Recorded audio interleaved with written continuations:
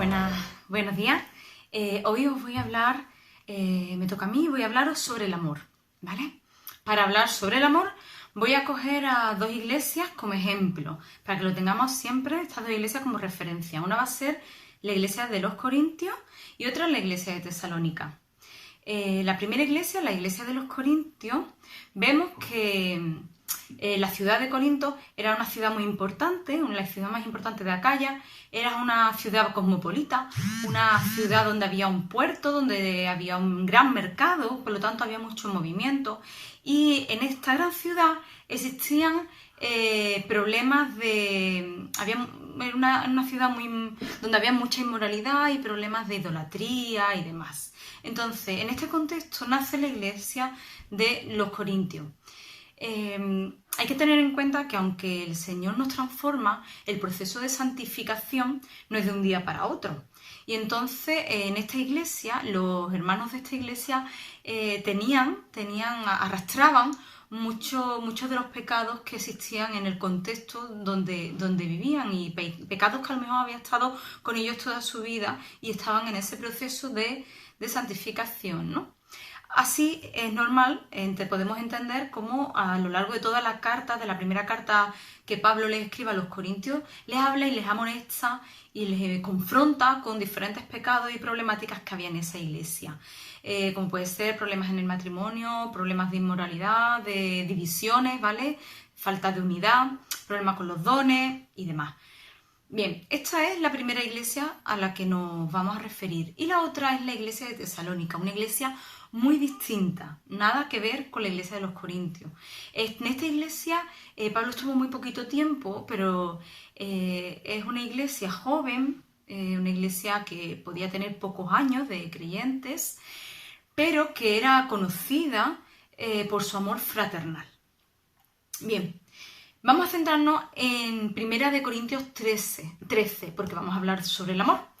Pero para entender un poquito dónde está metido ese capítulo, vamos a ver que está entre el capítulo de antes, que habla sobre los dones, y el capítulo 14, que también habla sobre los dones. Entonces vemos como el capítulo 13 es como un paréntesis dentro de una problemática que Pablo trabaja con la iglesia de los Corintios, que es la problemática de los dones. A menudo, estamos acostumbrados a escuchar este texto de 1 Corintios 13 en bodas y siempre haciendo referencia sobre todo a pareja y al matrimonio. Pero sin embargo es curioso cuando lo estudiamos que realmente Pablo no se estaba refiriendo directamente a los matrimonios ni a ninguna problemática dentro del matrimonio. En este contexto Pablo está hablando de los dones y ahí incluye el tema del amor. Bien, en el capítulo 12, ¿vale? Hemos dicho que habla sobre los dones y es que ocurría algo en la iglesia de Corintios.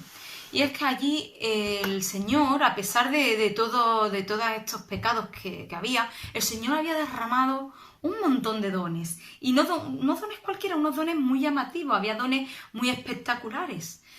Y en vez de usar estos dones la iglesia de los Corintios para glorificar a Dios y para testificar y para dar la gloria al Señor, estos dones estaban siendo causa de rivalidades, de envidias, de celos y de divisiones dentro de la iglesia. Entonces Pablo les tiene que hablar sobre este tema y en el capítulo 12 vemos cómo les habla sobre la unidad del cuerpo de Cristo, sobre que todos somos iguales y que no hay unos mejores que otros, porque los que tenían los dones más espectaculares, pues ellos se sentían como más espirituales que los demás y entonces de alguna manera menospreciaban a los que no tenían este tipo de dones. Bien, pues después de hablar de todo esto, Pablo termina el capítulo 12 y comienza el 13. Y fijaros, voy a leer un trocito nada más, ¿vale? Para no ser muy largo. El capítulo 12 termina así diciendo: procurad pues los dones mejores, mas yo muestro un camino aún más excelente. Vamos a ver cuál es ese camino más excelente que Pablo les muestra. Dice: si yo hablase lenguas humanas y angélicas y no tengo amor, vengo a ser como metal que resuena o címbalo que retiñe. Y si tuviese profecía y entendiese todos los misterios y toda ciencia, y si tuviese toda la fe de tal manera que trasladase los montes, y no tengo amor, nada soy. Si repartiese todos mis bienes para dar de comer a los pobres, si, si entregase mi cuerpo para ser quemado y no tengo amor, de nada me sirve. El amor es sufrido, es benigno, el amor no tiene envidia, no es jactancioso, no se envanece, no hace nada indebido, no busca lo suyo, no se irrita, no guarda rencor, no se goza de la injusticia, más se goza de la verdad. Todo lo sufre, todo lo cree, todo lo espera, todo lo soporta. El amor nunca deja de ser. Pero las profecías acabarán, cesarán las lenguas y la ciencia también se acabará. Y ahí lo vamos a dejar por ahora. Bien, yo creo que cuando los corintios leyeron esta carta y llegaron a este punto, después de estas rivalidades que existían, se les tuvo que caer los palos del sombrajo de alguna manera, ¿no? El Señor le hace un zasca aquí a los corintios porque le está diciendo, a ver, vosotros que estáis ahí peleándose y rivalizando por quién es mejor que quién, no os estáis dando cuenta de que todo eso no es lo más importante, sino que lo más importante es el amor, que es justo lo que os está faltando. Bien, esto que vemos en la iglesia de los Corintios no es algo tan lejano a veces, por desgracia, no es algo que no solamos ver a nuestro alrededor. Muchas veces en nuestra propia iglesia o en nuestra vida suele ocurrir, por desgracia, que nos centramos en quién hace esto y quién no hace lo otro, quién tiene mayor habilidad para una cosa o para la otra, y cometemos el error de medir nuestro crecimiento o nuestra madurez en términos de conocimientos o habilidades o dones para ministrar, para predicar, para, qué sé yo, para la música, y en vez de lo realmente importante. Y si lo pensamos bien, pensamos que el Señor, Dios creador de todo, va a deslumbrarse con nuestras habilidades humanas, que además nos las ha dado Él. Por muy maravillosas que esas habilidades nos parezcan a nosotros, creemos que el Señor se va a impresionar por algo de eso. Podemos impresionar a Dios nosotros con nuestra humanidad. Aunque cantemos como los ángeles, aunque toquemos 500 instrumentos todos a la vez, aunque hablemos de forma siempre precisa, con las palabras más elocuentes y seamos capaces de convencer a cualquiera, realmente pensamos que algo de eso va a impresionar a nuestro Señor. Entonces, realmente, ¿qué estamos intentando hacer cuando le damos importancia a esos dones que tenemos? Estamos muchas veces, podemos caer en el error de intentar impresionar a los demás, a las demás personas, en vez de buscar el darle la gloria al Señor. En esta iglesia abundaban los dones, hemos dicho, y abundaban además dones espectaculares. Sin embargo, vemos que es una iglesia muy inmadura y una iglesia en la que faltaba amor. Podemos conocer mucha Biblia sin crecer. Y no digo que no sea importante ir a la palabra y conocerla. Pero podemos conocer muchas cosas de la Biblia y, sin embargo, no conocer a Dios. Podemos también llevar ministerios en la iglesia sin crecimiento, porque podemos llevar ministerios por motivaciones muy equivocadas y estar haciendo cosas en la iglesia sin fruto y sin tener un crecimiento personal. Sin embargo, hay una cosa que no podemos hacer sin crecer y es amar. No podemos amar sin crecer, ni podemos amar sin haber crecido. Y de esto nos habla el capítulo 13 de Primeras de Corintios. Nada de lo que hagamos tiene sentido si de base no tenemos amor. Nada, todo pierde el valor. Las divisiones y la falta de unión que había en la iglesia de los Corintios no era otra cosa que una evidencia de la falta de amor que allí había. Porque los celos, la envidia, las habladurías, todo esto proviene de una falta de amor y de una inmadurez. Así pues, en la medida que el Señor, que Dios va formando la imagen de Cristo en nosotros y vamos madurando, esa imagen va amando más y va amando mejor. Y al contrario, en la medida en que en nosotros hay más de nosotros mismos, más de nuestra propia imagen, menos amamos. Esto nos recuerda a la canción que cantamos de más amor, más poder, más de ti en mí. Cuanto más de Dios hay en nosotros, más amor tenemos y mayor crecimiento hay. Vamos a ver ahora la segunda iglesia a la que nos vamos a referir, que es la iglesia de Tesalónica. Y nos vamos a ir al capítulo 4, versículos 9 y 10. Y dice: pero acerca del amor fraternal, no tenéis necesidad de que os escriba. Eso lo dice Pablo. Porque vosotros mismos habéis aprendido de Dios, que os améis los unos a los otros. Y también lo hacéis así con todos los hermanos que están en toda Macedonia. Pero rogamos, hermanos, que abundéis en ello más y más. Hemos dicho que Pablo estuvo muy poquito tiempo en esta iglesia, se tuvo que ir con prisa. Entonces posiblemente no le diera tiempo a enseñarles a esta iglesia sobre este tema del amor. Sin embargo, hemos dicho también que la iglesia de Tesalónica era conocida precisamente por el amor fraternal que se tenían. Y digo yo, pues entonces, ¿quién les enseñó a esta iglesia, que además era joven, una iglesia joven, a amar? Pues aquí lo dice en Primera de Tesalonicenses 4. Dios mismo dice: habéis aprendido de Dios, amaos unos a otros. Dios mismo, el mejor maestro de todos, fue el que le enseñó a esta iglesia a amar. Y por muy buenos teólogos que nos puedan enseñar acerca del amor, no vamos a tener otro maestro mejor que Dios mismo para amar. Y además esto nos deja sin excusas muchas veces, o nos desmonta un poco ciertos sentimientos que a veces podemos tener de sentir que no somos capaces, ¿no? de amar. Porque hay muchos motivos por los que podemos sentirnos incapaces de amar. Por ejemplo, se me ocurre pues una familia, un contexto familiar en el que te hayas criado donde carecía el amor, donde el cariño no era visible, ¿no? Porque hay familias de todos los tipos, por desgracia.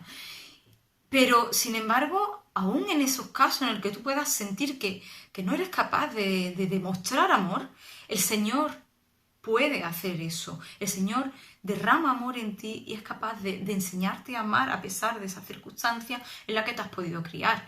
También puedes decir que en tu iglesia no encuentras motivaciones para amar porque es una iglesia, pues a lo mejor como la de Corintios, y están todos, el que no se habla mal del otro, está, qué sé yo, son egoístas, hay egoísmo, hay inmadurez, hay de todo menos amor, no se ve el amor por ningún lado. Pues no, aunque tú estés en una iglesia con esas características, el Señor puede enseñarte a amar y de hecho puede ser un ejemplo también y un motor en tu iglesia. Entonces no tenemos excusa. El Señor mismo nos enseña a amar y nos enseña a través de las tres personas de la Trinidad, tanto Dios Padre como Dios Hijo y Espíritu Santo. Nos vamos a centrar hoy sobre todo en el Hijo, ¿vale? También con la temática en la que estamos en esta semana, que es la Semana Santa, vamos a pensar especialmente en el sacrificio que Jesucristo hizo en la cruz. Jesucristo, durante toda su vida, fue un ejemplo auténtico de amor. Pero en el momento del sacrificio en la cruz, ese momento creo que fue el culmen del amor de Jesucristo hacia nosotros. Vamos a leer primera de Pedro 4:8, que dice así: sobre todo, ámense los unos a los otros profundamente, porque el amor cubre multitud de pecados. Y eso, precisamente eso, cubrir los pecados, lo que hizo Jesucristo en la cruz por cada uno de nosotros.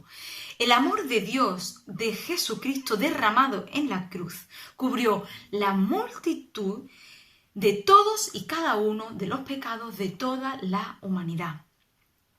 Y nosotros no tenemos ni siquiera amor a veces para cubrir una ofensa. Qué poco amor tenemos, ¿verdad? Hay una relación directa entre el amor y el perdón. Mucho amor, mucho perdón. Poco amor, poco perdón. Y esto Este amor del que estamos hablando de Jesús en la cruz, este amor tan impresionante, nos lleva, nos conmueve, nos impulsa, nos obliga, nos desmonta, nos deja sin armas. Al ver tanto amor, tanto despliegue de amor por nosotros, no podemos hacer otra cosa que mostrar y que demostrar también ese amor hacia los demás. Nos empuja a ser también, a tener amor con los demás. Es en la figura de Jesús donde vemos también el mayor de los desafíos. Jesús desafió durante toda su vida a la sociedad en la que estaba. Desafió a los fariseos, ¿vale? A la hipocresía que existía. Desafió también a una sociedad machista, poniendo a las mujeres en un lugar que en ese momento era impensable. Constantemente desafiaba. Y también Jesús, mostrando este amor por nosotros, nos desafía a nuestra propia naturaleza egoísta. Porque el amor no es otra cosa que dar, ¿vale? Es dar de lo que tenemos, es dar de lo que somos, es dar de lo que Dios nos ha dado, es dar sin esperar. Jesucristo nos desafía a movernos de nuestra zona de confort, donde estamos muy a gusto, ¿verdad? Muy tranquilos. A ir más allá, a dar un paso más, a no quedarnos en lo fácil. Nos desafía a que crezcamos en amor. Y crecer duele.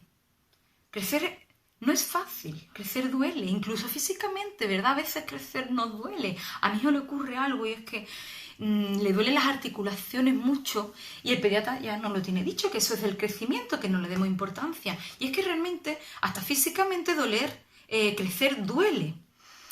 A nuestro Señor Jesús, a Jesucristo, le costó la vida. Le costó su vida amarnos. Pensamos que para nosotros va a ser fácil. Yo he escuchado a gente describirse a sí mismo con orgullo, diciendo, yo soy amigo de mis amigos. Y así se quedan tan pachos como si esperaran un aplauso o algo. Y digo yo, hombre, es que si no eres amigo de tus amigos, entonces ya apaga y vámonos, ¿no? No. Jesús nos impulsa a tener un amor más allá. No es un yo te doy, tú me das y aquí los dos nos beneficiamos, ¿no? De hecho, no es así. Ese no es el amor. Yo creo que, mira, para entenderlo mejor, quizás el amor más genuino que el ser humano puede conocer y que podemos comprender mejor es el amor que sentimos hacia nuestros hijos, ¿verdad?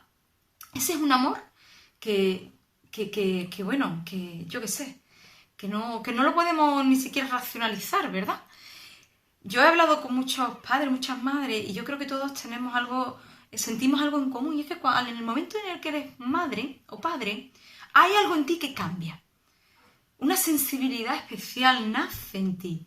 Eres más empático, tienes más capacidad para entender a los demás, sientes más, sufres más. El orden de prioridades te cambia, lo que antes era muy importante ahora no lo es tanto y al revés, lo que antes no tenía importancia ahora a lo mejor la tiene. Incluso sabes que vas a perdonar muchas cosas que ni siquiera todavía te han hecho, pero lo sabes que las vas a perdonar. Y sin embargo muchas veces no eres recompensado porque muchos hijos, por desgracia, no compensan a los padres con ese mismo amor. Pero no importa, los padres siempre siguen amando. Y yo creo que esto es un ejemplo de la imprenta, de alguna manera, que el Señor, nuestro Creador, puso en nosotros, puso en su creación. Es un poquito, una pizca de ese amor que el Señor tiene, ¿verdad? Una pizca de ese amor que fluye en nosotros de una manera natural, como imagen de Dios en nosotros, ¿no? Pero vuelvo a decir que Jesús nos desafía a algo más. Nos pide que tengamos ese amor, pero no solo con nuestros hijos, sino que vayamos un paso más y lo tengamos con el resto también de las personas. Muy bien, los tesalonicenses eran conocidos por su amor fraternal. ¿Por qué queremos ser conocidos nosotros? ¿Por qué queremos que nos conozcan? ¿Cuál queremos que sea nuestra seña de identidad? ¿Queremos que sea el amor? Pues mira, te tengo que decir una cosa. Y es que el amor se demuestra. Obras son amores y no buenas razones. mucho te quiero, perrito, pero pan poquito. Estos son algunos de los refranes que hablan, que apuntan sobre esto, ¿verdad? Que el amor no son palabrerías, el amor hay que demostrarlo. De hecho, yo he escuchado, y quizás lo hayamos podido decir alguna vez, ¿verdad? Quejarnos de nuestras parejas, tanto novio y novia, esposo y esposa, decir, es que mi marido, mi mujer, me dice mucho que me quiere, pero no me lo demuestra, y a mí eso no me vale. Y tienes razón, eso no vale. Porque el amor, si no se demuestra, lo siento, pero no es amor. ¿Y cómo podemos mostrar el amor? Mirad, yo voy a mencionar dos cosas, aunque pueda haber más. La primera es la oración, orar por los demás, ¿vale?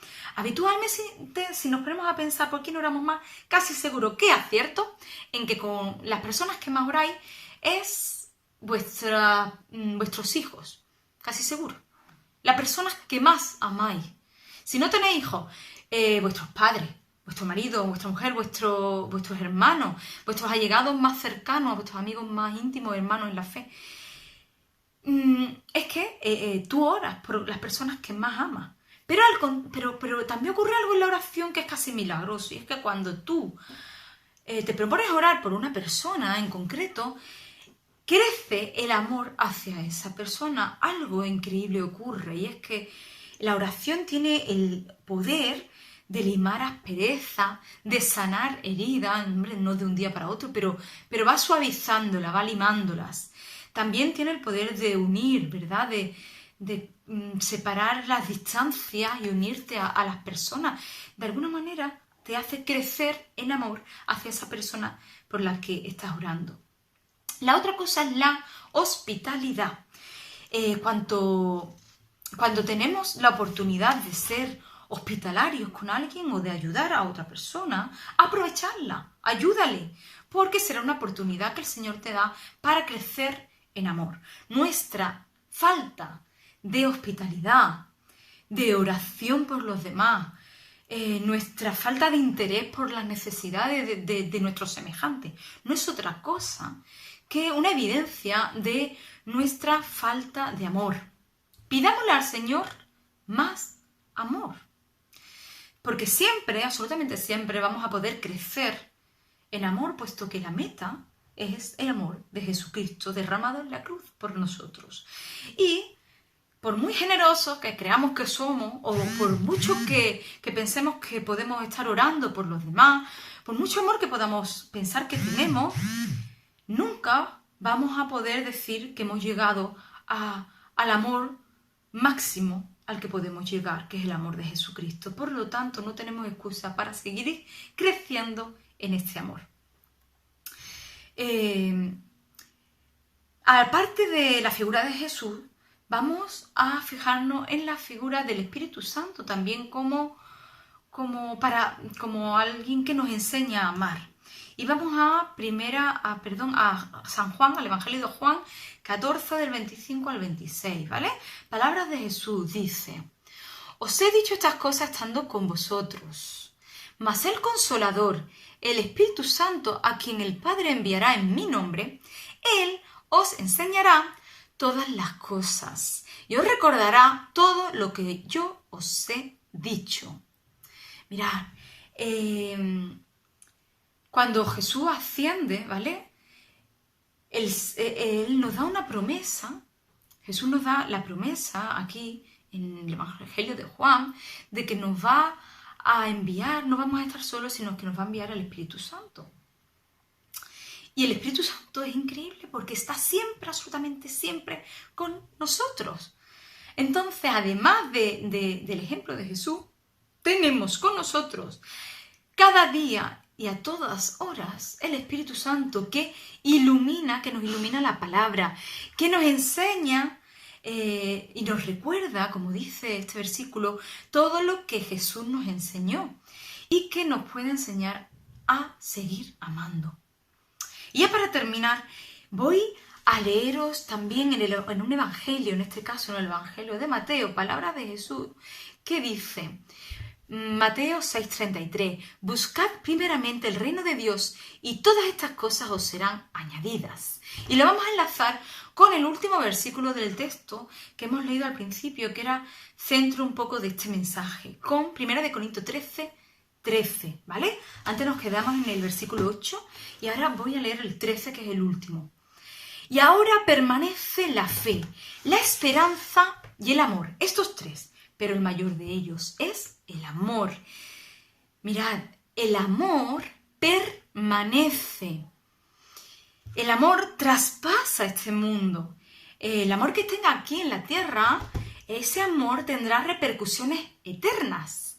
Invirtamos en amor, porque estaremos invirtiendo en algo eterno, en algo que va a repercutir en la otra vida. Como dice Mateo, busquemos primeramente el reino de Dios aquí en la tierra. ¿Cómo? Pues buscando crecer en amor. Pidámosles al Señor que nos dé oportunidades para crecer en amor, porque el amor es el don más excelente de todos, sin el cual el resto de las cosas que podamos hacer pierde todo el sentido y pierde todo el valor. Mirad, yo estoy pensando que como en estos días que estamos en casa confinados y se nos va un poco la cabeza y a veces nos aburrimos y nos ha dado por hacer retos, y así tenemos el reto del colacao, el reto de la harina, que es el de la torrija o todos a la vez, pues yo voy a proponer un reto, ¿vale? Y quiero que lo hagáis, ¿eh? Os propongo el reto de que le pidáis al Señor que os dé oportunidades de crecer en amor. Así que ya lo sabéis, tenéis un reto. ¿Lo aceptáis? Y bueno, un besito a todos y os quiero mucho.